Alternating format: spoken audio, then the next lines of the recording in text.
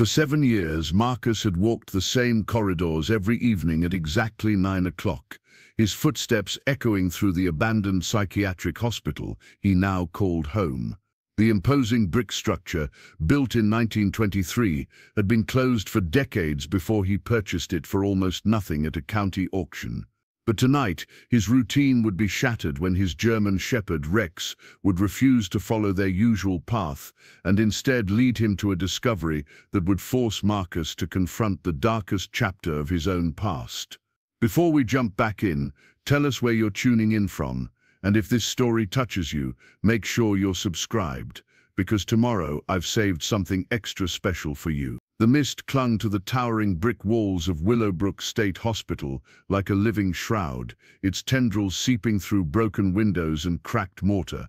The massive Gothic Revival structure loomed against the Pennsylvania countryside, its 3 stories of deteriorating grandeur, a testament to a bygone era of institutional care. For most people driving past on the winding country road, the sight of the old psychiatric hospital evoked feelings of unease, whispers of the troubled souls who had once walked its halls. For Marcus Thorne, it was simply home. The morning routine began as it had for the past 7 years.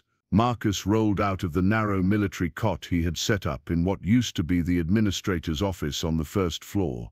At 53, he moved with the careful precision of a man whose body bore the invisible scars of 2 tours in Afghanistan. His graying hair was cropped short in a style that hadn't changed since his army days, and his weathered face carried the permanent squint of someone who had spent too many years scanning horizons for threats that might never come. The office he had claimed as his bedroom was spartanly furnished.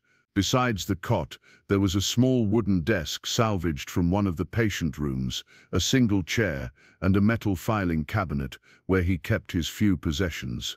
The walls, once painted a cheerful yellow to brighten the spirits of the hospital staff, had faded to a sickly cream color, with patches of paint peeling away like old scabs. A single window looked out over the hospital's overgrown grounds, where nature had begun its slow reclamation of the manicured lawns and carefully planned gardens. Rex, a magnificent German shepherd with intelligent amber eyes and a coat the color of autumn leaves, lifted his head from his bed as Marcus stirred. The dog was 8 years old, and like his master, carried himself with a quiet dignity that spoke of shared hardships. Marcus had found Rex at a military working dog retirement ceremony 3 years ago. The dog had been deemed too old for active service, but too proud for civilian life. They were a perfect match, 2 veterans learning to navigate a world that seemed to have moved on without them. Marcus pulled on his standard uniform of worn jeans, a flannel shirt and steel-toed boots. The mornings were cold in the hospital, despite the small space heater he ran in his makeshift quarters. The building's heating system had failed years before he arrived, and he had never bothered to repair it. The cold was something he understood, something that reminded him he was still alive. He filled Rex's water and food bowls from supplies he kept in a small refrigerator, powered by the generator he maintained in the basement. The dog ate with the same methodical precision his master displayed in all things, each piece of kibble consumed with purpose rather than enthusiasm. They were both creatures of routine, finding comfort in the predictable rhythm of their days. After Rex finished eating, Marcus clipped a sturdy leather leash to the dog's collar, and they began their morning walk. This was the most important part of their day, the ritual that kept them both grounded in a world that often felt as abandoned as the building they inhabited. The hospital grounds covered nearly 50 acres of rolling hills and mature trees. Pathways that had once been paved for wheelchair access were now cracked and overgrown, but they still provided a network of routes through the property. Marcus knew every path, every broken step, every place where the earth had shifted and created obstacles. He had mapped the entire grounds in his mind, creating a mental grid that gave him the illusion of control over at least this small corner of the world. Their usual route took them past the old recreation building, where patients had once gathered for group activities and supervised exercise. The building's windows were boarded up, but Marcus could sometimes hear the wind whistling through gaps in the boards, creating sounds that might have been laughter or might have been crying. He never investigated too closely. From there they would circle around the former staff parking lot, now a jungle of weeds and volunteer trees growing through cracks in the asphalt. Marcus had cleared a few of the smaller trees early in his residency, but had eventually given up the fight against nature's persistence. There was something honest about the way the earth reclaimed what humans had tried to impose upon it. The final leg of their morning walk took them past the hospital's old cemetery. Most people didn't know that psychiatric hospitals often had their own burial grounds for patients who died without family to claim them, or who had been abandoned by relatives ashamed of their mental illness. Willowbrook Cemetery was hidden behind a grove of pine trees, marked only by weathered stone tablets with numbers instead of names. Marcus always slowed his pace when they passed this area, a gesture of respect for the forgotten souls who rested there. Rex seemed to understand the solemnity of this part of their walk. The normally alert dog would lower his head and move with deliberate quiet, as if he too could sense the weight of all the stories that had ended in this lonely place. This morning began like any other, with the October mist rolling in from the hills and settling over the hospital grounds like a grey blanket. The air carried the scent of dying leaves and the faint industrial smell that never quite left the old building, a mixture of cleaning supplies, medications, and something indefinable that Marcus had come to think of as the smell of sadness itself. They had completed the first 2 segments of their route without incident. Rex trotted alongside Marcus with his usual steady gait, occasionally stopping to investigate a particularly interesting scent or to mark his territory on one of the many dead trees that dotted the landscape. The dog's behavior was predictable, reliable, one of the few constants in Marcus's carefully ordered existence. It was when they approached the cemetery that everything changed. Rex stopped abruptly, his entire body going rigid with attention. His ears, usually relaxed during their walks, snapped forward to perfect points. His tail, which had been swaying gently with his movement, went completely still. The dog's breathing changed, becoming shallow and controlled, the way it might if he had detected a threat or something requiring immediate investigation. Marcus felt his own body respond to Rex's alert posture. Years of military training had conditioned him to trust his dog's instincts without question. Working dogs could detect things human senses missed, from explosive devices to changes in human behavior that might signal danger. Rex had never given a false alarm. The cemetery lay to their right, barely visible through the pine trees. From where they stood on the cracked pathway, Marcus could see only shadows and the occasional glint of weathered stone. Nothing moved in the misty air. No sound broke the morning silence, except for the distant call of a crow somewhere in the canopy above them. Rex's nose was working now, his nostrils flaring as he processed scent information that was completely beyond Marcus's ability to detect. The dog took a step toward the cemetery, then looked back at Marcus with an expression that was unmistakably urgent. He whined softly, a sound Rex rarely made, and took another step in the direction of the burial ground. Marcus felt the familiar tightness in his chest that came whenever his routine was disrupted. The cemetery was not part of their morning walk. In 7 years of living at Willowbrook, he had only entered the burial ground twice, both times to clear fallen branches that were blocking the pathway. It was not a place he visited by choice. The memories the cemetery evoked were too close to his own experiences in Afghanistan, where he had seen too many young soldiers buried in foreign soil, too many flag-draped coffins loaded onto transport planes for their final journey home. The numbered graves of Willowbrook's forgotten patients reminded him of the temporary markers that had been placed over hastily dug graves in combat zones before the official military cemeteries could be established. Rex whined again, more insistently this time. The dog looked directly into Marcus's eyes, a behavior that in the military meant the animal had detected something of critical importance. Rex was trained to alert to specific scents and situations, but his retirement hadn't dimmed his instincts. If anything, the years of civilian life had sharpened his ability to read human emotions and respond to Marcus's specific needs. Marcus looked at his watch. Their morning routine was precisely timed to avoid any disruption to the careful balance he had created in his life. Deviating from the schedule meant facing the unknown, and the unknown was where the memories lived, waiting to ambush him when his guard was down. But Rex was insistent. The dog took several more steps toward the cemetery, then stopped and looked back again. His message was clear: something in that direction required investigation, and he needed Marcus to follow him. The internal struggle, Marcus felt, was familiar and exhausting. Every instinct told him to maintain the routine, to gently but firmly redirect Rex back to their usual path. The cemetery could wait. Whatever the dog had detected could remain unexamined. Safety lay in the known, in the predictable, in the routines that kept the chaos of memory at bay. Yet as he looked at Rex's alert posture and urgent expression, Marcus felt something he hadn't experienced in years: curiosity. For 7 years he had lived in the hospital like a monk in a monastery, seeking peace through isolation and routine. He had asked no questions about the building's history beyond what was necessary for basic maintenance. He had avoided exploring areas that weren't essential to his daily existence. He had made himself into a ghost haunting his own life. Rex represented the only relationship Marcus had maintained since leaving the army.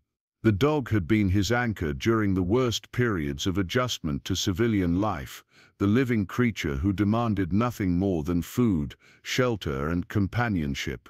Rex had never led him astray, never given him false information, never betrayed the trust that had developed between them. Marcus took a deep breath of the cold morning air and made his decision. He would follow Rex's lead, just this once. Whatever the dog had detected could be investigated quickly, and then they could return to their normal routine. He stepped off the paved pathway and onto the soft earth that led toward the cemetery. Rex immediately moved ahead, his tail beginning to wag with what Marcus recognized as the dog's working excitement. This was Rex in his element, following scent trails and leading his human partner toward whatever had triggered his alert response. The pine trees that surrounded the cemetery created a natural barrier between the burial ground and the rest of the hospital property. As they pushed through the low-hanging branches, Marcus felt the temperature drop several degrees. The mist was thicker here, trapped by the canopy and the natural depression where the cemetery had been established. The burial ground itself was smaller than Marcus had remembered from his previous visits. Perhaps 40 graves arranged in rough rows, each marked with a simple concrete tablet, bearing only a number and a date. Some of the markers had shifted over the years, tilted by frost heaves or the slow settling of the earth. Preparing and narrating this story took us a lot of time, so if you are enjoying it, subscribe to our channel. It means a lot to us. Now back to the story. Weeds and wild grass had grown up around many of the graves, creating an untended appearance that somehow seemed appropriate for a place where society's forgotten had been laid to rest. Rex moved through the cemetery with purpose, his nose close to the ground as he followed whatever scent trail had captured his attention. He wove between the graves with respect, never stepping directly on the burial sites themselves, as if his training had included some instinct for honoring the dead. Marcus followed at a distance, his own feet finding the narrow paths between the graves. He read the numbers on the tablets as he passed: 1847, 1923, 1955. Some graves were clearly older than others, marking the final resting places of patients from different eras in the hospital's long history. He wondered briefly about the lives represented by those simple numbers, the stories that had ended in this lonely place. Rex had stopped near the far corner of the cemetery, where the pine trees grew closest together and the mist was thickest. The dog was focused on something at the base of one of the larger pines, his entire attention directed toward a spot where the tree's root system had created a natural hollow in the earth. As Marcus approached, he could see what had captured Rex's attention. Partially buried beneath a layer of pine needles and forest debris was a corner of what appeared to be metal. The surface was dark with age and corrosion, but it clearly wasn't a natural part of the forest floor. Rex looked up at Marcus expectantly, his tail wagging in slow, controlled sweeps. The dog had completed his mission. He had detected something unusual and led his partner to its location. Now it was Marcus's responsibility to investigate further. Marcus knelt beside the hollow and began carefully clearing away the pine needles and accumulated debris. The metal object was larger than he had initially thought, perhaps the size of a shoebox, and appeared to be some kind of container or case. As he cleared more of the covering material, he could see that it was actually a military surplus ammo box, the kind used to store and transport ammunition in weather-resistant containers.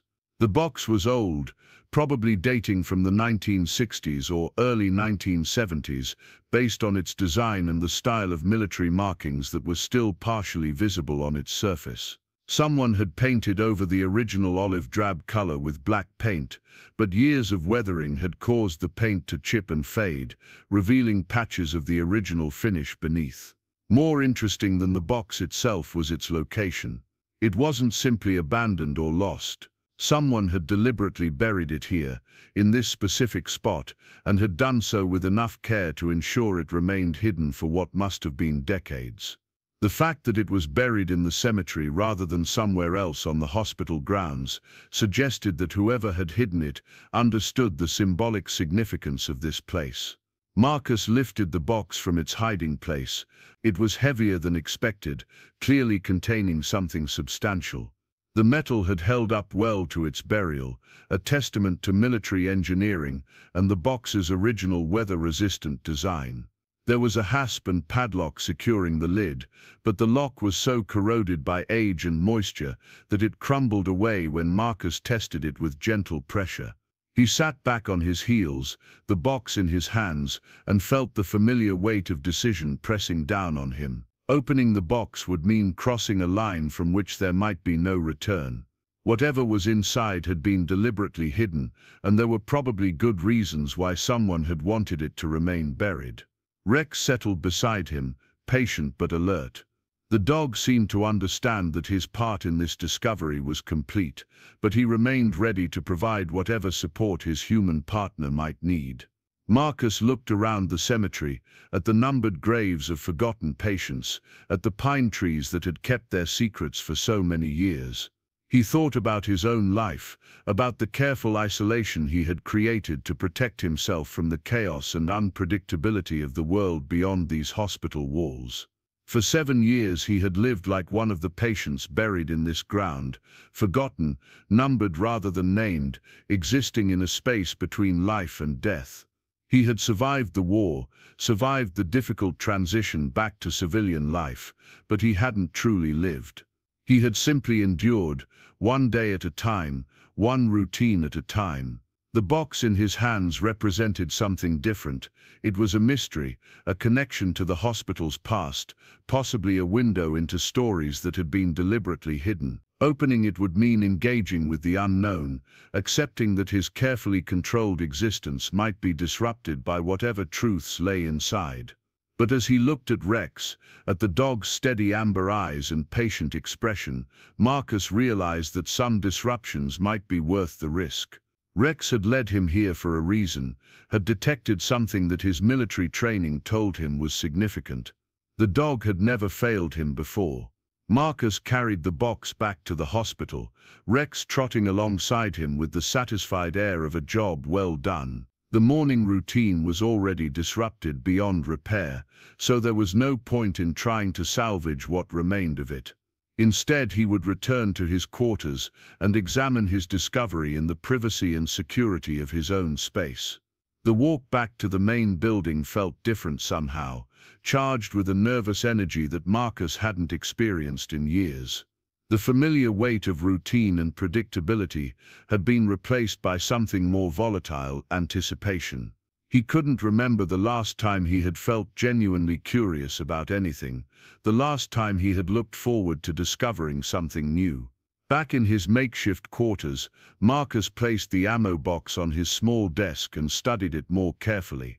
In the better light of his office, he could make out more details that had been obscured by the dim conditions in the cemetery. There were initials carved into the metal near the handle, JM, and below that, a date: 1973. The date was significant. Willowbrook State Hospital had been in operation from 1923 until its closure in 1987. The year 1973 would have been during the height of the hospital's occupancy, when it housed nearly 800 patients and employed hundreds of staff members. It had been a functioning community in its own right, with its own power plant, laundry, kitchen, and maintenance facilities.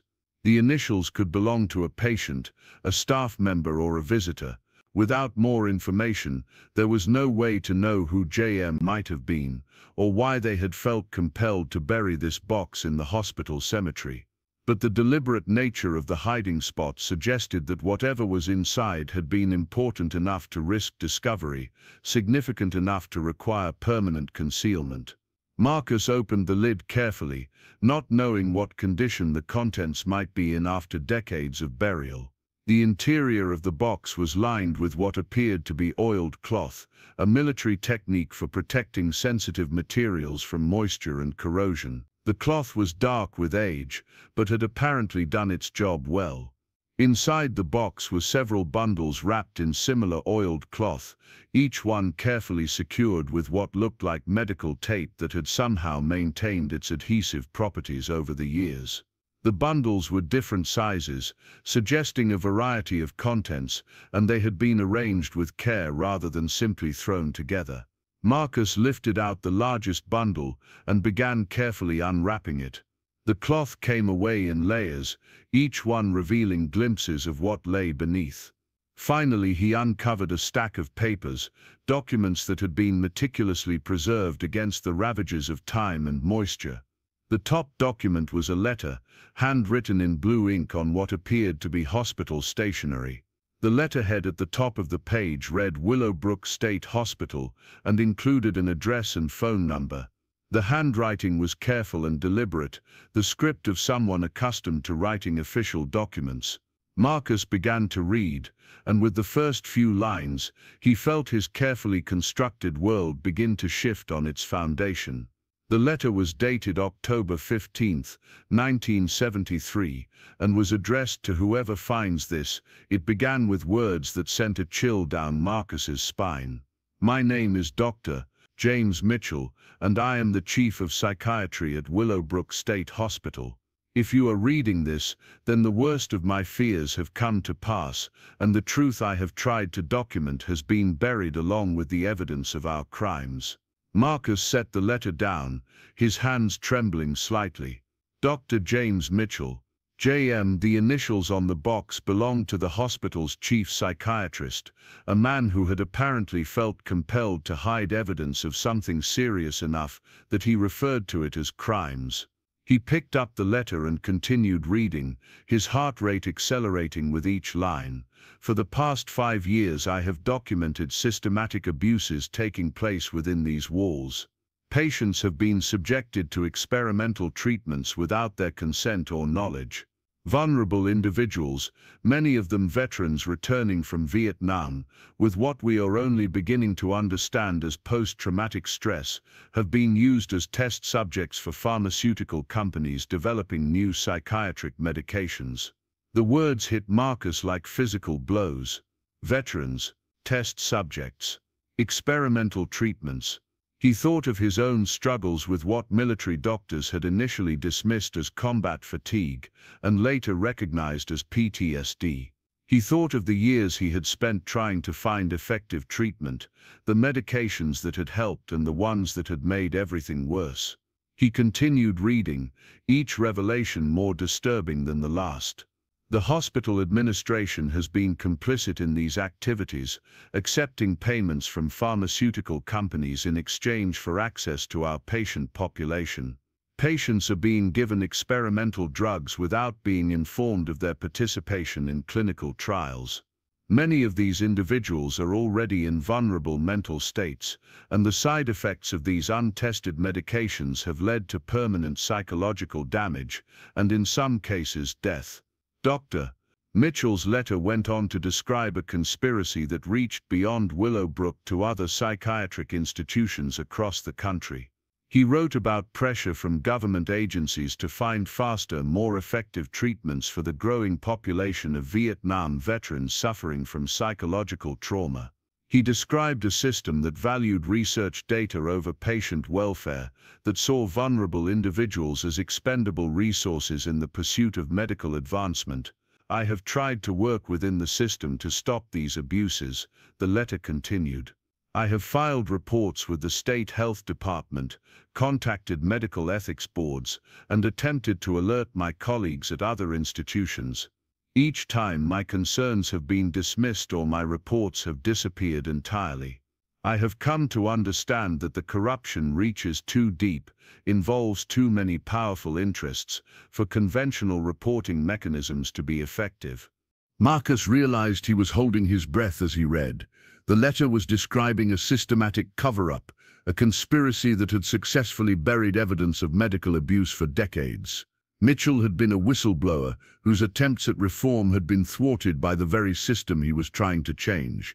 "I have decided to document everything I have witnessed and to preserve this evidence in a place where it cannot be destroyed by those who would prefer these truths remain hidden. The cemetery seems appropriate, as it already holds the remains of too many patients whose deaths were hastened by the treatments they received here." The final paragraphs of the letter were particularly haunting. "I do not know if this evidence will ever be discovered, or if it will be found too late to matter, but I believe that someone someday should know what happened here. The patients of Willowbrook State Hospital deserved better than they received. They deserved dignity, respect, and genuine care for their conditions. Instead, they became unwilling participants in experiments that treated them as laboratory animals rather than human beings. I have included in this container copies of patient files, correspondence with pharmaceutical companies, financial records, and photographs that document the conditions these patients endured. I pray that whoever finds this information will have the courage to ensure that these stories are finally told,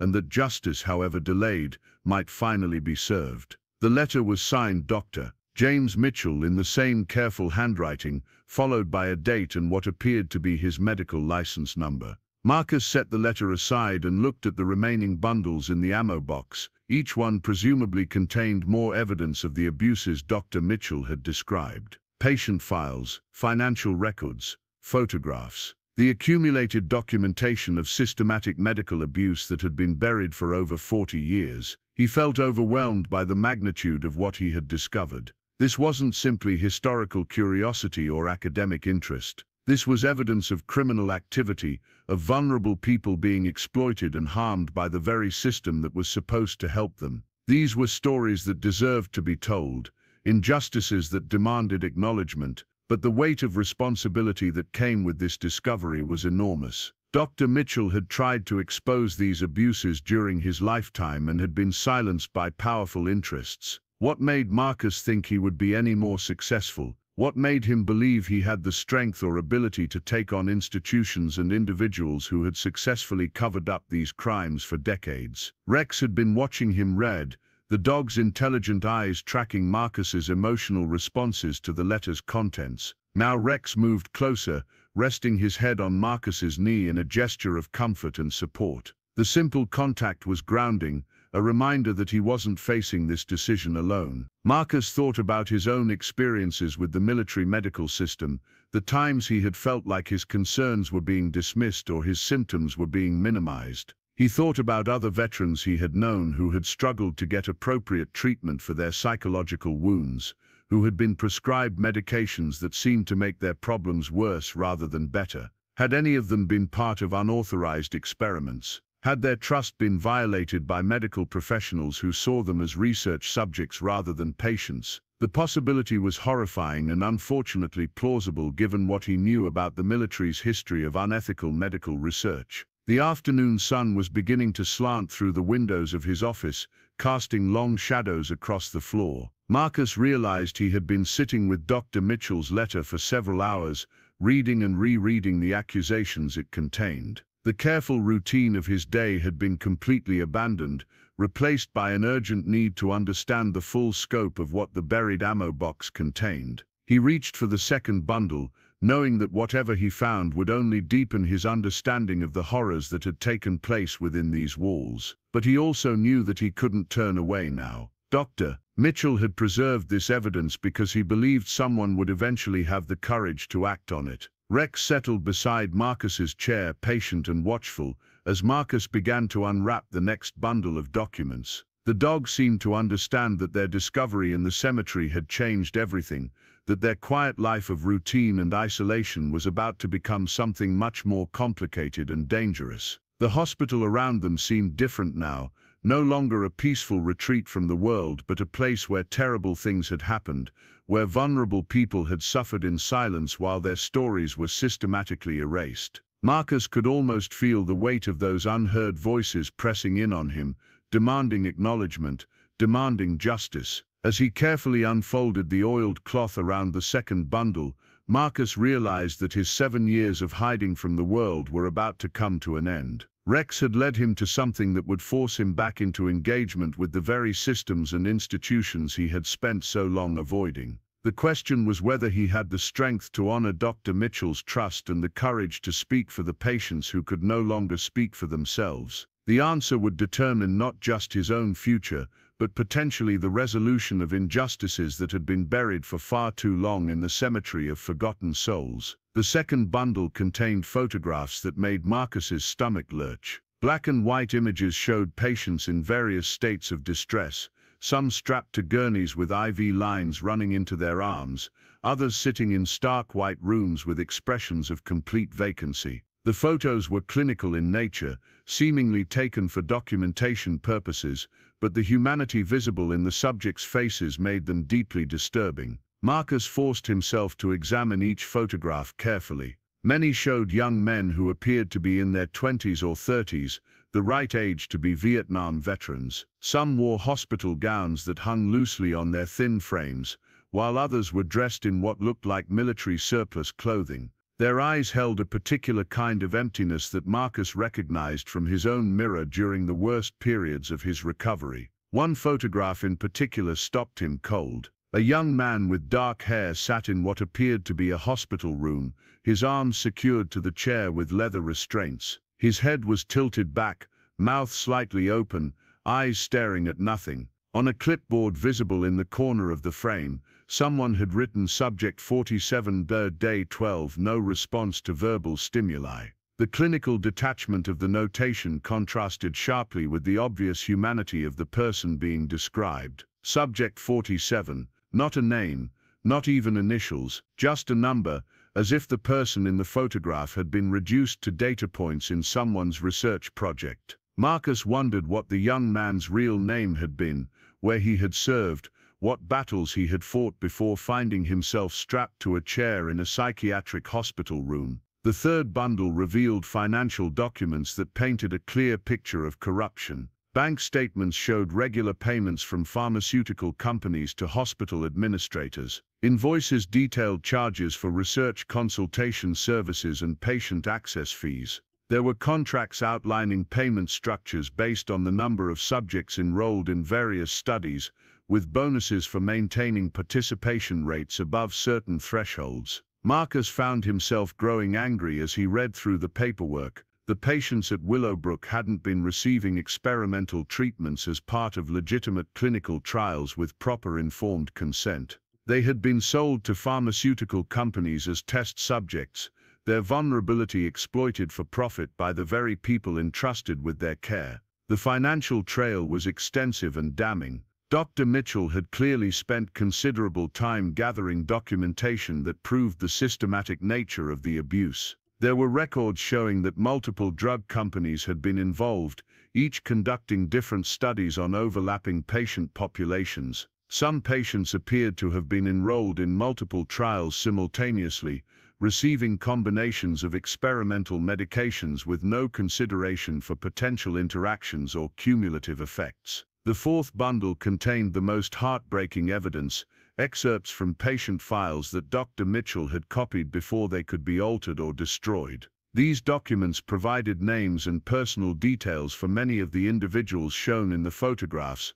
transforming them from anonymous subjects back into human beings with histories and families. Marcus read about Thomas Chen, a Marine who had served 2 tours in Vietnam before being admitted to Willowbrook for what his intake file described as severe anxiety and nightmares. Thomas had been enrolled in 3 separate drug trials during his 8-month stay at the hospital. His file documented a steady deterioration in his condition, with notes describing increasing confusion, violent outbursts, and eventually catatonic episodes. The final entry stated simply, "Patient expired during treatment, cause of death cardiac arrest." There was Rebecca Santos, a Navy corpsman who had treated wounded soldiers in field hospitals. Her file indicated she had been admitted for depression and alcohol dependency. She had been given experimental antidepressants that caused severe hallucinations and paranoid delusions. Her family had tried to remove her from the hospital,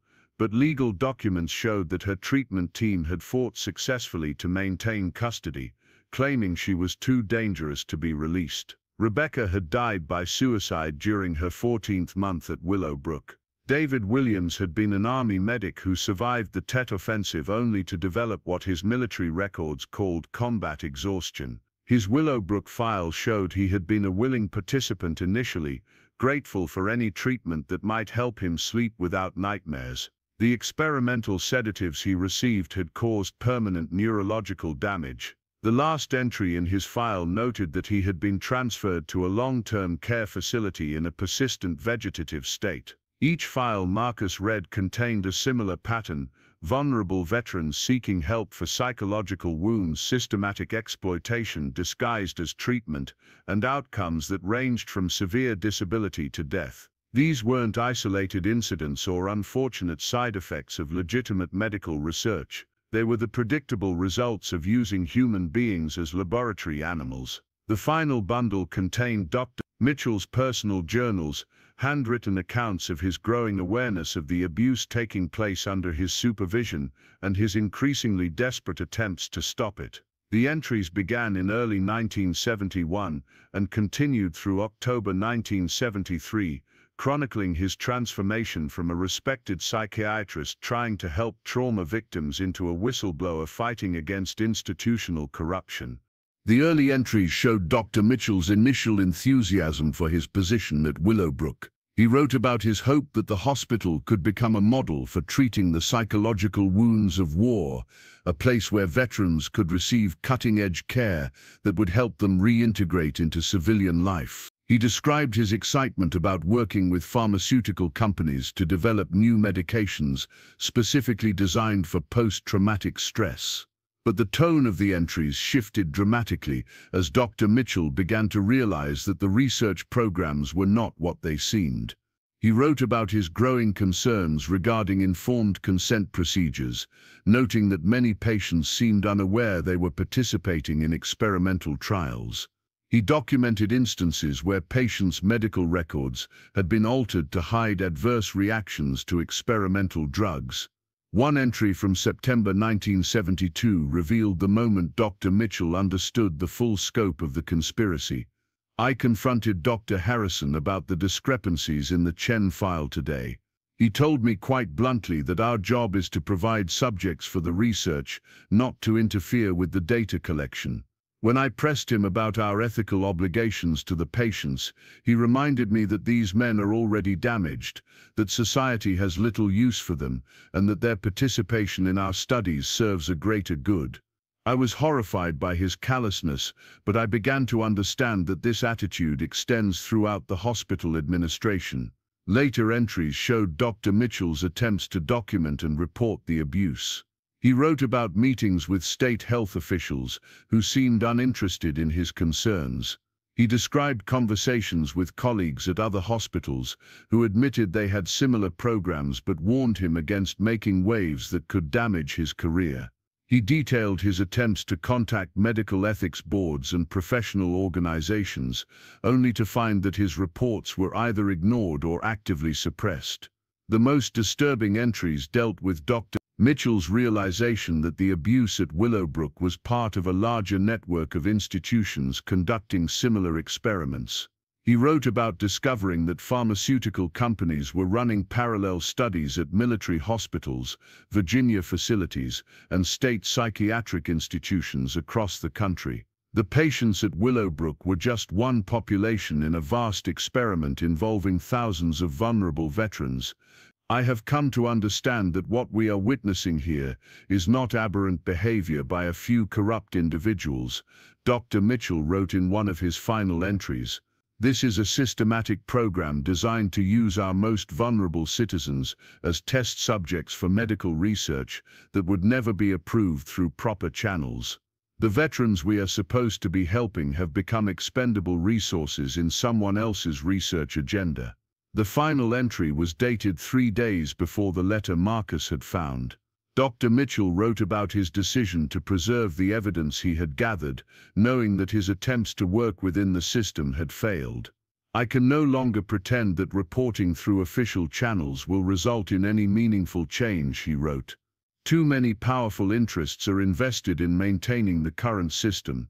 My only hope is that someday someone with more courage or more influence than I possess will find this evidence and use it to ensure that justice is finally served. Marcus sat back in his chair, overwhelmed by the scope of what Dr. Mitchell had documented. This wasn't just historical wrongdoing that could be acknowledged and filed away. If Dr. Mitchell was correct about the systematic nature of the abuse, there were likely hundreds or thousands of veterans who had been victimized by similar programs at other institutions. Some of those veterans might still be alive, still suffering from the long-term effects of unauthorized medical experiments. The implications extended beyond the immediate victims to their families, who had never known why their loved ones had deteriorated so rapidly during what was supposed to be therapeutic treatment. Children had grown up without fathers, spouses had become widows, and parents had lost sons and daughters, all because vulnerable people seeking help had been turned into research subjects without their knowledge or consent. Rex had been watching Marcus read through the documents, the dog's steady presence a comforting anchor in the growing storm of revelation. Now Rex stood and moved to the window, letting out a low whine that drew Marcus's attention to the approaching darkness outside. Hours had passed while Marcus absorbed Dr. Mitchell's evidence, and the familiar routine of evening was asserting itself despite the disruption of discovery. But the routine felt impossible now. How could Marcus simply prepare dinner, take his evening walk and settle in for the night as if nothing had changed? How could he return to his carefully constructed isolation knowing what he now knew about the suffering that had taken place within these very walls? He looked around his makeshift quarters, seeing the space differently now. This had been the administrator's office, the place where decisions about patient care had been made. Had the person who once sat at this desk known about the experiments taking place in the patient wards? Had financial arrangements with pharmaceutical companies been negotiated in this room while vulnerable veterans waited for treatment that would never come? The hospital building itself felt different, no longer a peaceful retreat but a monument to institutional betrayal. Marcus could almost hear the echoes of footsteps in the corridors, the voices of patients who had trusted the system to help them heal their psychological wounds. The numbered graves in the cemetery took on new meaning as markers for victims of medical abuse, rather than simply forgotten patients who had died of natural causes. Marcus realized he was facing the same choice that had confronted Dr. Mitchell 40 years earlier. He could try to pretend he had never found the evidence, could rebury the ammo box and return to his routine of isolated existence. The documents had been hidden for decades without anyone missing them, and they could remain hidden for decades more. Marcus could choose to protect his own peace of mind by ignoring the uncomfortable truths that Dr. Mitchell had preserved. But the choice felt illusory even as he considered it. Rex had led him to the evidence for a reason, just as the dog's instincts had guided him through dangerous situations during his military service.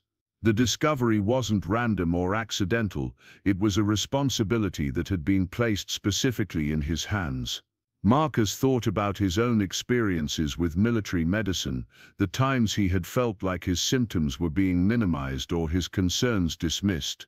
He thought about other veterans he had known who had struggled to get appropriate treatment, who had been prescribed medications with severe side effects, who had been told their problems were all in their heads.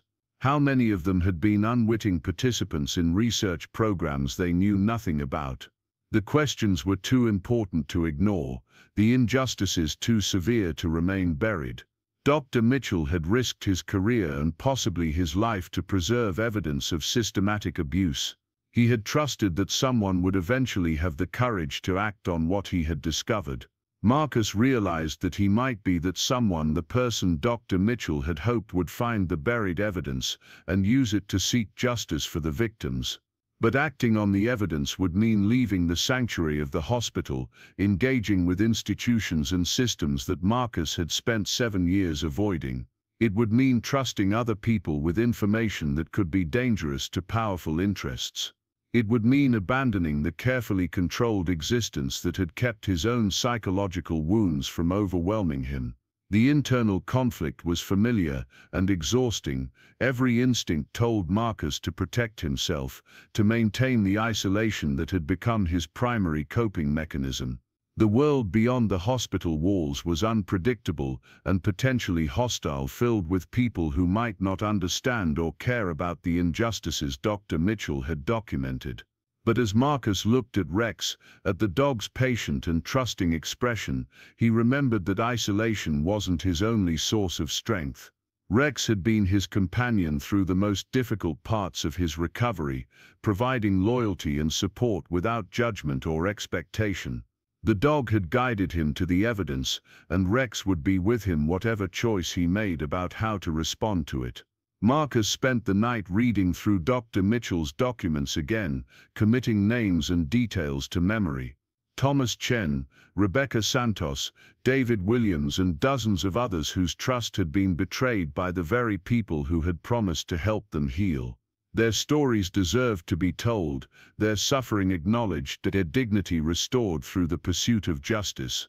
By morning, Marcus had made his decision. He would not let Dr. Mitchell's evidence remain buried. He would find a way to bring these stories to light, to ensure that the victims of Willowbrook's experimental programs were finally heard. The choice would force him out of his protective isolation and into engagement with a world he had worked hard to avoid, but some responsibilities were too important to refuse. Rex seemed to sense the change in Marcus's determination. The dog's tail wagged with what looked like approval as Marcus began carefully repacking the documents into their protective bundles. Whatever happened next, they would face it together, just as they had faced every challenge since Rex had come into Marcus's life. The first step was figuring out who could be trusted with information this sensitive and this dangerous. Dr. Mitchell had tried working through official channels without success, which meant Marcus would need to find another approach. He needed someone with the expertise to understand the medical and legal implications of the evidence, someone with the courage to take on powerful interests, and someone with the influence to ensure that the truth would be heard. Marcus realized he would need to research journalists, lawyers, medical ethicists, and advocacy organizations. He would need to learn about statute of limitations laws, medical malpractice procedures, and government oversight mechanisms. He would need to become an expert in areas he had never studied, armed with knowledge that could help him navigate the complex process of seeking justice for victims of institutional abuse. The task felt overwhelming, but Marcus had learned during his military service that the most important missions often began with a single step taken in the right direction. Dr. Mitchell had taken the first step by preserving the evidence. Now it was Marcus's responsibility to take the next step, whatever that might lead to. He looked out the window at the hospital cemetery, where the graves of forgotten patients waited beneath the pine trees.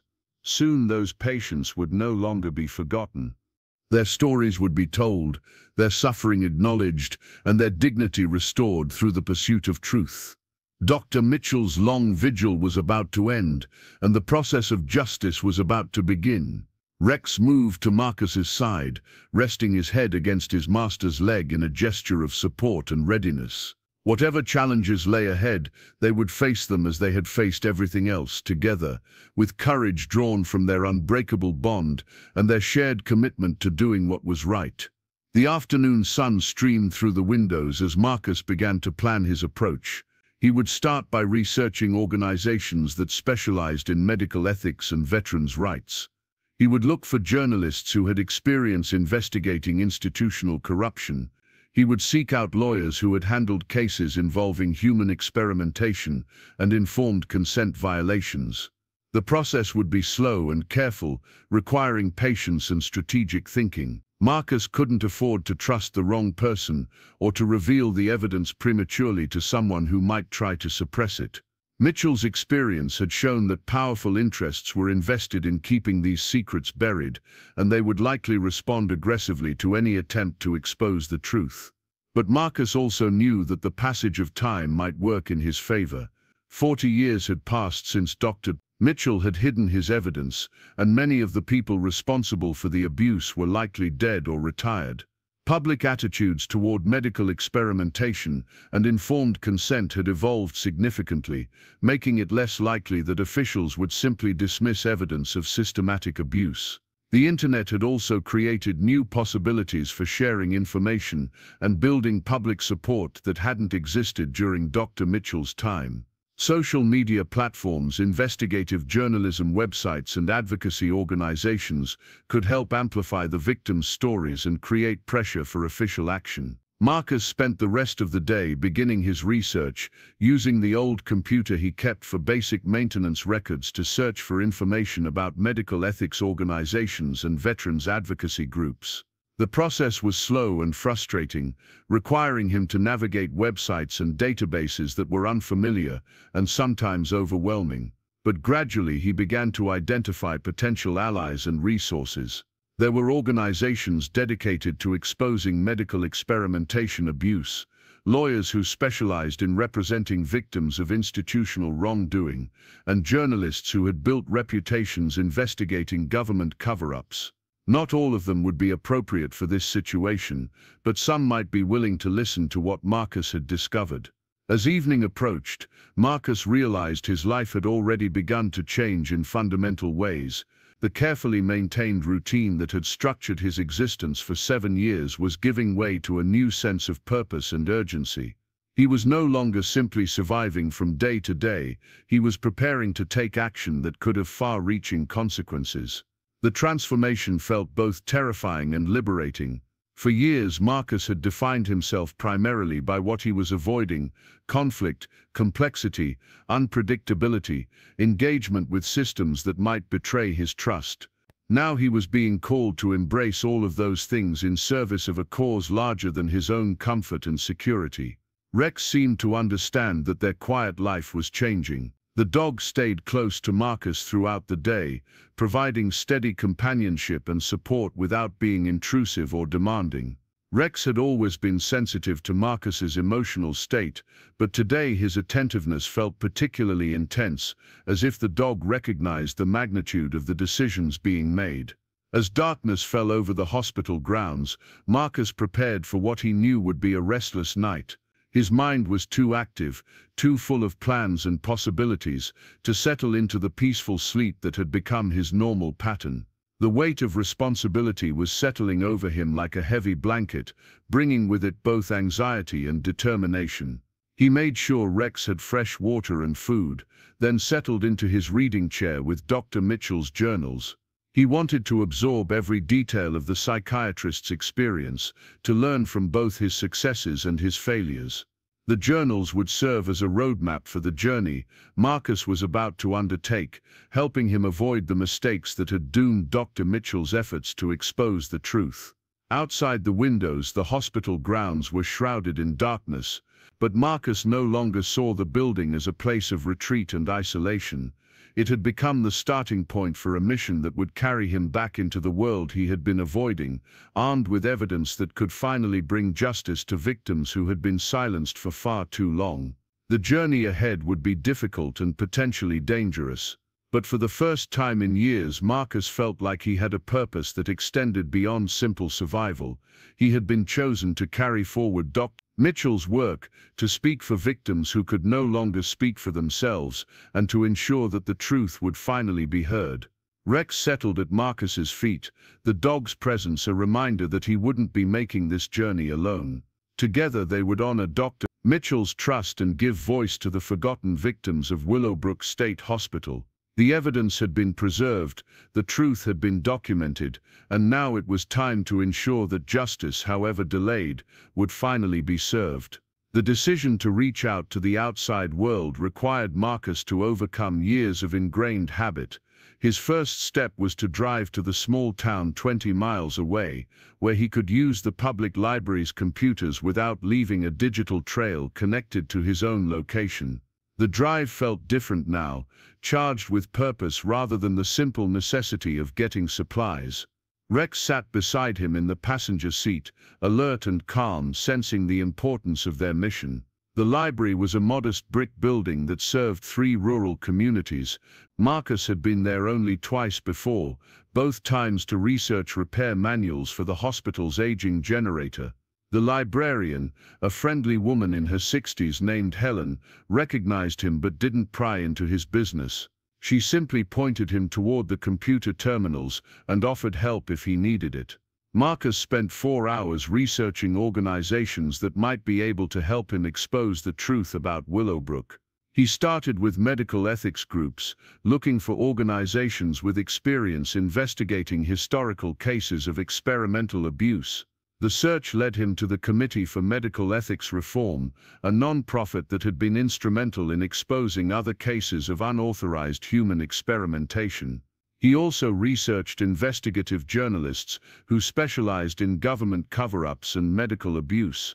One name kept appearing in multiple contexts: Sarah Chen, a Pulitzer Prize-winning reporter who had spent her career exposing institutional corruption.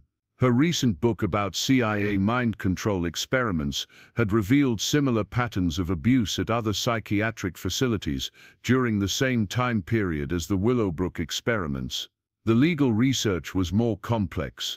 Marcus discovered that statute of limitations laws would prevent criminal prosecution of most of the individuals involved, since decades had passed since the abuse occurred. But civil remedies might still be available, particularly for victims who were still alive and suffering from the long-term effects of unauthorized experimentation. Most importantly, Marcus found several precedents for successful exposure of historical medical abuse. The Tuskegee syphilis study, the hepatitis experiments at Willowbrook State School, and more recent revelations about psychiatric experimentation had all led to official acknowledgement, compensation for victims, and reforms to prevent future abuse. The evidence Dr. Mitchell had preserved could potentially follow a similar path from concealment to justice. Marcus printed copies of contact information for the most promising organizations and individuals, paying for the printing with cash to avoid creating any electronic record of his research. He thanked Helen for her assistance and drove back to the hospital, his mind racing with possibilities and plans. Back in his quarters, Marcus began drafting letters to the organizations he had identified. Each letter required careful consideration of how much information to reveal initially, how to establish his credibility without compromising the evidence, and how to convey the urgency of the situation without sounding like a conspiracy theorist. He wrote to Sarah Chen first, knowing that her experience with similar cases would help her understand the significance of what he had discovered. The letter began simply, "My name is Marcus Thorne, and I am writing to you because of your work exposing historical cases of unauthorized human experimentation. I have recently discovered evidence of systematic medical abuse at a psychiatric hospital that operated from 1923 to 1987. The evidence was preserved by a physician who witnessed the abuse firsthand and includes documentation of experiments conducted on Vietnam veterans without their informed consent." Marcus went on to provide a brief overview of Dr. Mitchell's evidence without revealing specific details that might identify individual victims or compromise the investigation. He mentioned the financial records showing payments from pharmaceutical companies, the photographs documenting patient abuse, and the detailed files proving that vulnerable veterans had been used as test subjects. The letter to the Committee for Medical Ethics Reform took a different approach, focusing on the systematic nature of the abuse and the potential connections to similar programs at other institutions. Marcus emphasized Dr. Mitchell's documentation of a network of psychiatric facilities conducting coordinated experiments, suggesting that the Willowbrook case might be part of a larger pattern of historical abuse that deserved investigation. Writing to potential legal advocates required yet another strategy. Marcus researched lawyers who had successfully represented victims of institutional abuse and crafted letters that emphasized the evidence's legal significance. He mentioned the detailed financial records that could prove conspiracy and fraud, the medical files that documented harm to specific individuals, and the photographs that provided visual evidence of the conditions patients had endured. Each letter took hours to write, as Marcus struggled to find the right balance between providing enough information to generate interest, without revealing so much that recipients might dismiss his claims as too extraordinary to be credible. He also had to overcome his own reluctance to trust strangers with information that could be dangerous if it fell into the wrong hands. The process of reaching out felt like a violation of everything Marcus had built during his 7 years of isolation. He was voluntarily making himself vulnerable to judgment, skepticism, and potential betrayal by people he had never met. The careful barriers he had constructed around his life were being dismantled piece by piece as he prepared to engage with the unpredictable world beyond the hospital walls. Rex seemed to understand the difficulty Marcus was experiencing. The dog stayed close during the letter-writing process, occasionally resting his head on Marcus's knee or nudging his hand when the stress became overwhelming. Rex's presence was a reminder that Marcus wasn't completely alone in this endeavor, that he had at least one ally whose loyalty was absolute and unconditional. After 3 days of drafting and revising, Marcus had completed letters to 12 different organizations and individuals. He drove back to town to mail them from the post office, using a post office box he rented under a pseudonym to receive any responses. The precautions felt paranoid, but Dr. Mitchell's experience had shown that powerful interests might try to suppress evidence of their wrongdoing. The waiting period that followed was excruciating. Marcus found himself checking the post office box twice daily, hoping for responses while simultaneously dreading what those responses might contain. He tried to maintain his normal routines, but the weight of what he had set in motion made concentration difficult. Rex seemed to sense Marcus's anxiety and became even more attentive than usual. The dog would position himself where he could maintain visual contact with Marcus at all times, ready to provide comfort if needed. During their daily walks around the hospital grounds, Rex stayed closer than normal, occasionally pressing against Marcus's leg, as if to remind him that he wasn't facing this challenge alone. The first response came 8 days after Marcus had mailed his letters. It was from a legal aid organization that specialized in veterans' rights. The lawyer who wrote back expressed interest in learning more about the evidence, but wanted to schedule a phone conversation before proceeding further. The letter included a direct phone number and suggested times when Marcus could call. The prospect of actually speaking to someone about Dr. Mitchell's evidence felt both thrilling and terrifying. Marcus had become accustomed to written communication during his years of isolation, where he could carefully control his words and avoid the unpredictability of real-time conversation. A phone call would require him to think quickly, answer unexpected questions, and maintain his composure while discussing emotionally charged material. Marcus spent 2 days preparing for the call. He organized Dr. Mitchell's evidence into logical categories, practiced explaining the significance of different documents, and prepared answers to questions he anticipated receiving. He also researched the lawyer who had written to him, learning about her background and previous cases to better understand her perspective and priorities. The call was scheduled for a Thursday afternoon. Marcus drove to a payphone in the next town over, not wanting to make the call from his own location or leave any electronic record that could be traced back to the hospital. Rex waited in the truck while Marcus stood outside the phone booth, gathering his courage for what felt like a leap into the unknown. Elizabeth Morrison proved to be exactly what Marcus had hoped for, knowledgeable, compassionate, and professionally skeptical, in a way that indicated she took his claims seriously enough to ask probing questions. She listened carefully as Marcus described the scope of Dr. Mitchell's evidence, occasionally asking for clarification or additional details. The conversation lasted nearly an hour. Morrison explained that cases involving historical medical abuse were complex but not impossible to pursue. She outlined several potential approaches, from seeking official acknowledgement and apologies to pursuing compensation for surviving victims. She also warned Marcus about the challenges he would face, including powerful interests that might try to discredit him and legal obstacles created by the passage of time. Most importantly, Morrison expressed genuine interest in examining the evidence firsthand. She suggested a meeting at a neutral location where Marcus could show her representative samples of Dr. Mitchell's documentation. If the evidence proved as compelling as Marcus described, she was prepared to commit significant resources to investigating the case and seeking justice for the victims. The phone call represented a turning point for Marcus. For the first time since discovering the buried ammo box, he felt like he wasn't carrying the burden of Dr. Mitchell's evidence alone. Morrison's professional expertise and obvious commitment to veterans' rights made her seem like a genuine ally, rather than someone who might exploit the situation for personal gain. But the call also intensified Marcus's awareness of how much his life was about to change. Morrison had made it clear that pursuing justice for the Willowbrook victims would require extensive investigation, media attention, and legal proceedings that could continue for years.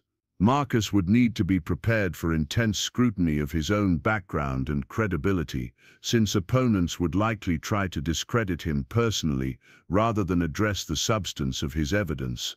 The drive back to the hospital felt different than any Marcus had taken in years. Instead of returning to the safety and predictability of his isolated existence, he was returning to prepare for a battle that would pull him permanently back into engagement with the wider world.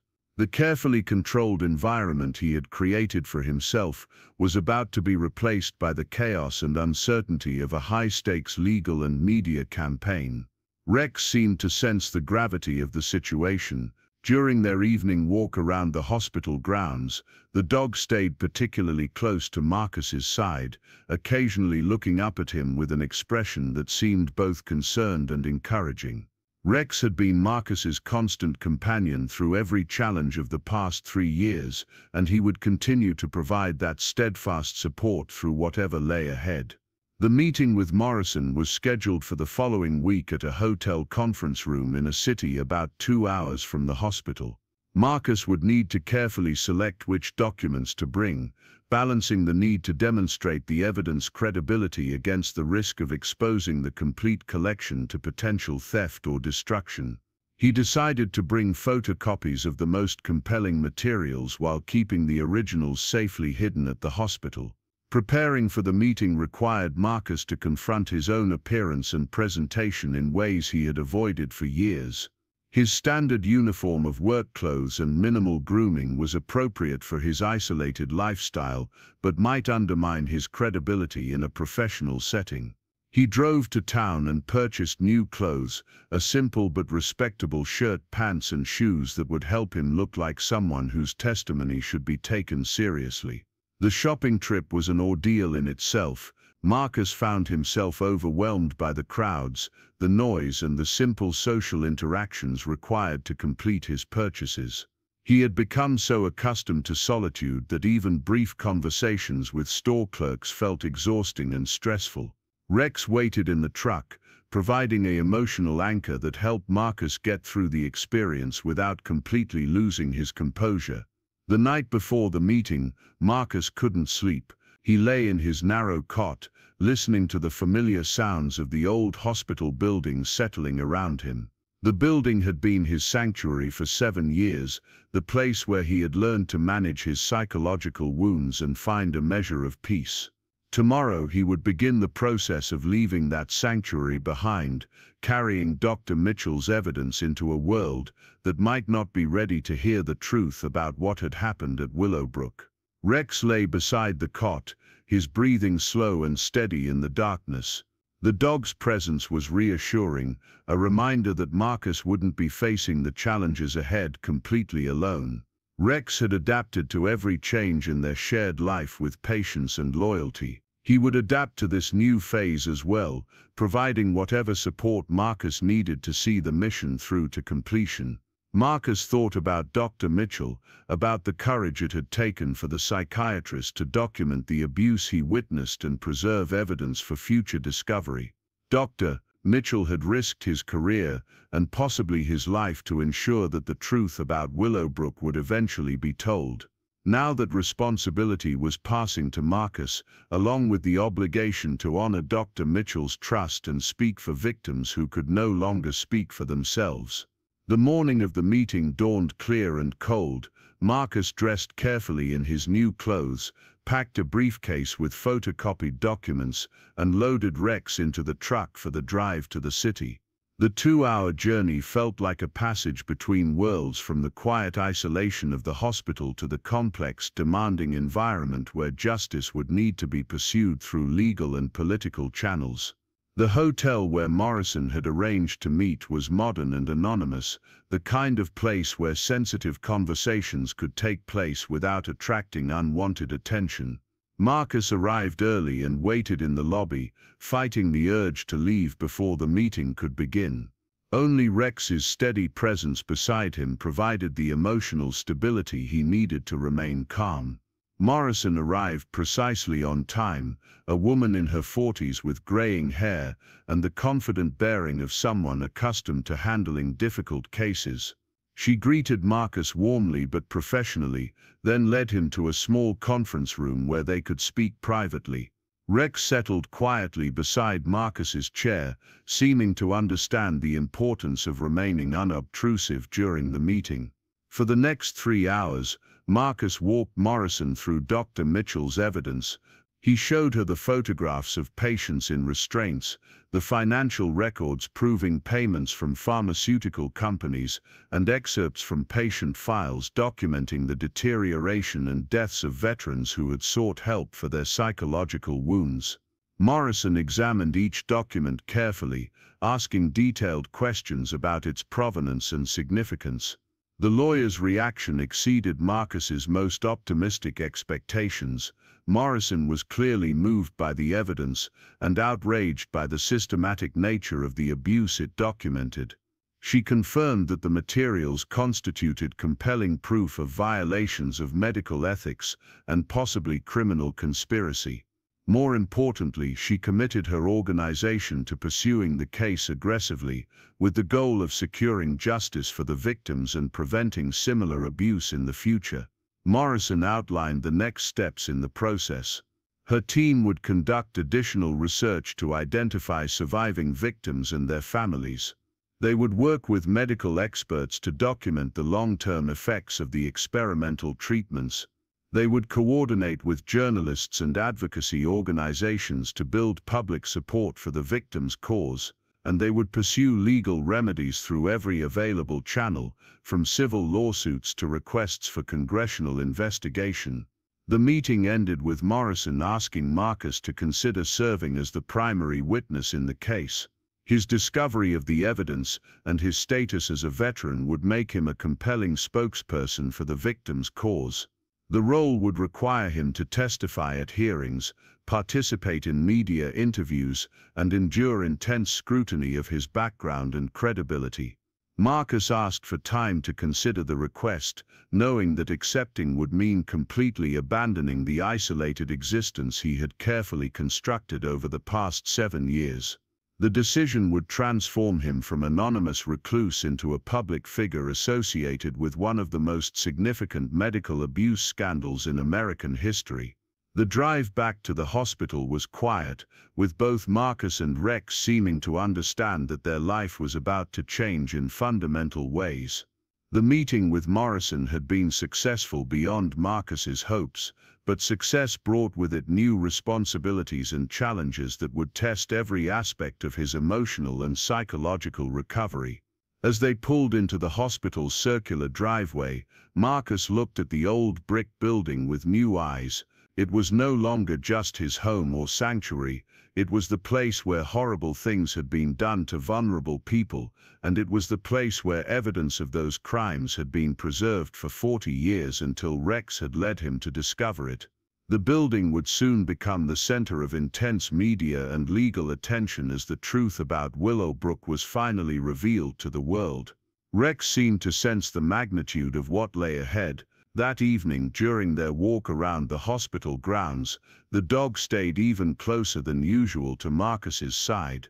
They walked past the cemetery where the evidence had been buried, past the buildings where patients had been subjected to unauthorized experiments, and past the areas where Dr. Mitchell had worked to document the abuse he witnessed. Standing in the fading light of early evening, surrounded by the evidence of past tragedies and the promise of future justice, Marcus made his final decision. He would accept Morrison's invitation to serve as the primary witness in the case. He would leave his sanctuary and re-enter the world he had spent 7 years avoiding. He would honor Dr. Mitchell's trust and speak for the victims of Willowbrook who could no longer speak for themselves. The decision brought with it a sense of peace that Marcus hadn't experienced since his discovery of the buried evidence. For weeks he had carried the weight of Dr. Mitchell's secrets alone, uncertain whether he had the strength or ability to act on what he had learned. Now he had allies, resources, and a clear path forward toward justice for the victims. Rex looked up at him with what seemed like approval, the dog's steady gaze reflecting the same quiet determination that had guided them both through years of healing and recovery. Tomorrow, Marcus would call Morrison and formally commit to serving as the case's primary witness. The journey from isolation to engagement would be difficult and unpredictable, but it was a journey they would make together, guided by their shared commitment to doing what was right. The old hospital stood silent around them as darkness fell, its windows dark and its corridors empty. But soon those corridors would echo with the voices of investigators, journalists, and advocates working to ensure that the truth about Willowbrook was finally told. The forgotten victims would be forgotten no longer, and the institution that had betrayed their trust would finally be held accountable for its crimes. Marcus and Rex walked back to their quarters in comfortable silence, both of them understanding that their quiet life was ending and a new chapter was about to begin. The evidence had been preserved, the allies had been found, and the process of justice was about to commence. Dr. Mitchell's long vigil was finally over, and the work of honoring his courage was about to begin. 6 months later, Marcus stood before a packed congressional hearing room, the weight of hundreds of eyes upon him as he prepared to deliver testimony that would forever change how the world understood the treatment of American veterans. The mahogany-paneled chamber buzzed with nervous energy as senators, journalists, and family members of Willowbrook victims waited to hear the evidence that had been buried for nearly half a century. Elizabeth Morrison sat beside him at the witness table, her presence a steadying force as Marcus adjusted the microphone and looked out at the sea of faces.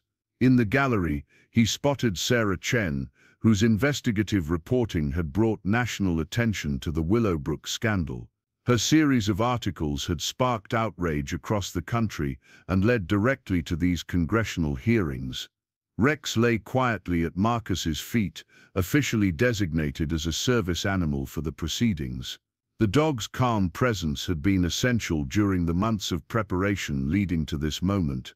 Congressional staff had initially balked at allowing Rex in the hearing room, but Morrison had successfully argued that the dog's role in discovering the evidence made his presence both symbolic and necessary for Marcus's ability to testify effectively. Committee Chairman Senator Williams called the hearing to order and introduced Marcus as the primary witness in what was already being called one of the most significant medical abuse scandals in American history. The months since Marcus first contacted Morrison had passed in a whirlwind of investigation, media attention, and legal preparation that had transformed his quiet existence beyond recognition. The transformation had not been easy. Leaving the sanctuary of the hospital to participate in interviews, depositions, and planning meetings had triggered episodes of anxiety that reminded Marcus how fragile his psychological recovery remained.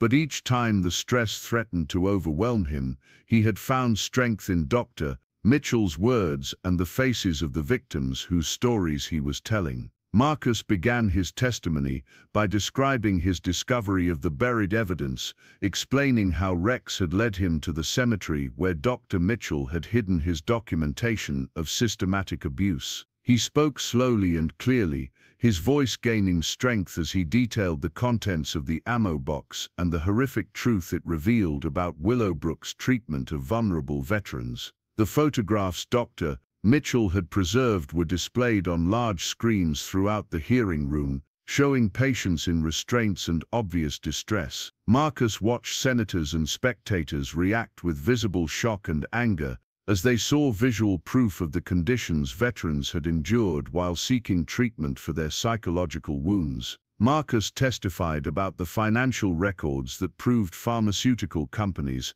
had paid hospital administrators for access to unwitting test subjects. He described patient files that documented the deterioration and deaths of veterans who had been enrolled in unauthorized experiments. He read excerpts from Dr. Mitchell's journals that detailed the psychiatrist's growing horror at what he witnessed and his failed attempts to stop the abuse through official channels. The emotional climax of Marcus's testimony came when he spoke about specific victims whose stories Dr. Mitchell had preserved. He told the committee about Thomas Chen, the Marine who had died from cardiac arrest after being subjected to multiple experimental drug trials. He described Rebecca Santos, the Navy corpsman who had committed suicide after experimental antidepressants caused severe hallucinations. He honored David Williams, the Army medic who had been left in a vegetative state by unauthorized sedatives. As Marcus spoke their names and told their stories, family members in the gallery wept openly. Many had never known why their loved ones had deteriorated so rapidly during what was supposed to be therapeutic treatment. For decades they had blamed themselves or wondered if they could have done something different to save the veterans they had lost. The committee's questioning was intense but respectful. Senators from both parties expressed outrage at the systematic nature of the abuse and praised Marcus for his courage in bringing the evidence to light. Several senators noted that without Dr. Mitchell's foresight in preserving documentation and Marcus's willingness to act on what he discovered, these crimes would have remained hidden forever. Senator Rodriguez, herself a veteran, asked Marcus about the broader implications of the Willowbrook revelations. Marcus responded that Dr. Mitchell's evidence suggested similar programs had operated at psychiatric facilities across the country, meaning hundreds or possibly thousands of veterans might have been victimized by unauthorized medical experiments during the same time period. This testimony prompted gasps from the gallery and urgent whispered conversations among committee staff. The possibility that Willowbrook was part of a larger network of institutions conducting similar experiments meant the scope of victimization could be far greater than anyone had initially understood. Marcus concluded his testimony by reading Dr. Mitchell's final letter, the document that had started his journey from isolation to advocacy. The psychiatrist's words about hoping someone would eventually find the evidence and ensure that justice was served brought tears to many eyes in the hearing room. The committee chairman thanked Marcus for his courage and announced that the committee would be launching a comprehensive investigation into psychiatric experimentation programs at other institutions during the same time period. He also promised that the committee would work with the Department of Veterans Affairs to ensure that surviving victims received appropriate medical care and compensation. Following his testimony, Marcus participated in a press conference where he answered questions from journalists from around the world. Sarah Chen's reporting had made the Willowbrook scandal an international story, highlighting broader issues of medical ethics and the treatment of vulnerable populations. The press conference was overwhelming for Marcus, who had spent years avoiding exactly this kind of public attention, but he found strength in focusing on his mission to honor Dr. Mitchell's courage and give voice to the forgotten victims. Rex provided emotional support throughout the ordeal, his steady presence helping Marcus maintain his composure under intense scrutiny. In the weeks following the congressional hearing, Marcus worked with Morrison's legal team to pursue civil lawsuits on behalf of surviving victims and their families. The financial records Dr. Mitchell had preserved provided compelling evidence of conspiracy and fraud that would likely result in significant settlements for those who had been harmed. The pharmaceutical companies involved in the experiments initially attempted to deny wrongdoing, but the weight of Dr. Mitchell's evidence made their position unsustainable. One by one, they began reaching settlement agreements that included both financial compensation and official acknowledgments of the unethical treatment their test subjects had received. Marcus also worked with the Department of Veterans Affairs to establish a new program providing specialized medical care for veterans who had been subjected to unauthorized experimentation. The program would ensure that surviving victims received appropriate treatment for both their original psychological wounds and any additional damage caused by the experimental drugs they had unknowingly received. The old Willowbrook Hospital building was designated as a national memorial to the victims of medical abuse. Marcus donated the building to a foundation that would preserve it as a place of remembrance and education, ensuring that future generations would learn about the importance of medical ethics and informed consent. The memorial included a garden planted on the site of the former cemetery, with each tree representing one of the documented victims of the experimental programs. Marcus personally planted the first tree, a dogwood that would grow strong and tall as a living testament to the resilience of those who had survived institutional betrayal. Rex remained by Marcus's side throughout these ceremonies and commemorations, the dog's presence a reminder of the simple loyalty and trust that had made the entire journey possible. Without Rex's instincts leading him to the buried evidence, Dr. Mitchell's documentation might have remained hidden forever. As the first anniversary of his discovery approached, Marcus reflected on how completely his life had changed. The isolated veteran who had spent 7 years hiding from the world had become a nationally recognized advocate for medical ethics and veterans' rights. The transformation had been difficult and sometimes painful, but it had given his life a meaning and purpose he had never imagined possible. Marcus established a foundation using his settlement from the lawsuit against the hospital's former administrators. The organization would work to identify and assist other veterans who might have been subjected to unauthorized medical experimentation, while also advocating for stronger protections against future abuse. The foundation's headquarters was located in a renovated building near the old hospital, allowing Marcus to remain connected to the place where his journey had begun while engaging with the wider world in ways that honored Dr. Mitchell's legacy. Rex, now officially recognized as the Foundation's mascot, continued to provide the emotional support that made Marcus's public role possible. On quiet evenings, Marcus would walk with Rex through the memorial garden, reflecting on the long path from discovery to justice. The numbered graves that had once marked forgotten patients were now part of a beautiful remembrance space where families could come to honor their loved ones and find peace. Dr. Mitchell's courage in preserving evidence of institutional abuse had finally been vindicated. The victims of Willowbrook would never be forgotten again, and their suffering had led to reforms that would protect future generations of vulnerable patients from similar exploitation. Marcus had found his purpose in carrying forward Dr. Mitchell's work, ensuring that the truth about medical abuse was told and that those responsible were held accountable. The journey from isolation to advocacy had been challenging beyond anything he could have imagined, but it had also been healing in ways that years of solitude never could have achieved. Standing in the memorial garden as sunset painted the sky in shades of gold and crimson, Marcus felt the profound satisfaction that comes from knowing he had honored both Dr. Mitchell's trust and the memory of every veteran who had suffered at Willowbrook. Rex sat beside him, the dog's steady presence a reminder that some bonds transcend understanding and that loyalty once given can change the world. The story of Willowbrook State Hospital had finally been told, its victims finally honored, and its lessons preserved for future generations. Dr. Mitchell's vigil was over, his evidence had served its purpose, and justice, however delayed, had finally been served. Up next, you've got two more standout stories right on your screen. If this one hit the mark, you won't want to pass these up. Just click and check them out.